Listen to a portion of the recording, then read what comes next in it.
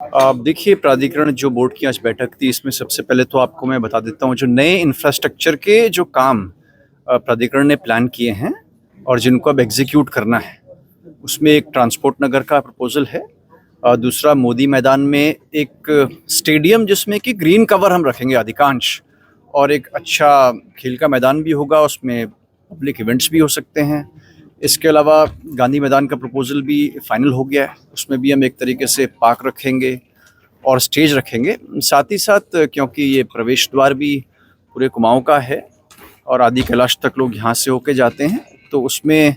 एक तो रुद्रपुर की तरफ से और आगे फिर एक काशीपुर और खटीमा की तरफ से भी गेट्स हमने प्लान किए हैं। ये तो इंफ्रास्ट्रक्चर के साइड पे है। दूसरा जो इसके गवर्नेंस के इश्यूज पे है, उसमें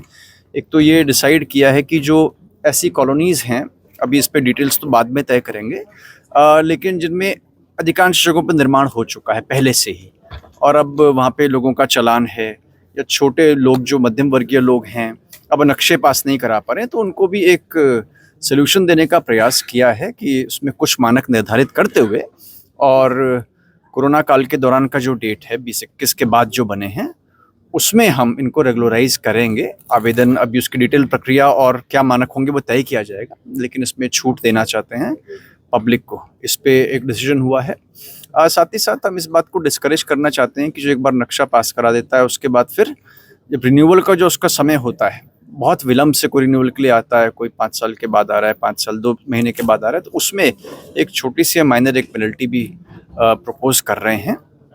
और साथ ही साथ कुछ ऐसे बीच में जो गवर्नमेंट से कुछ चेंजेस हुए थे, नए शासनादेश हुए थे, जिसमें कि कंपाउंडिंग में कुछ दिक्कतें आ रही हैं, तो उसमें हम गवर्नमेंट को मामला दोबारा रेफर कर रहे हैं। कुछ चीज़ों में हम लोग शिथिलता भी चाहते हैं, जिससे पब्लिक को रिलीफ मिले।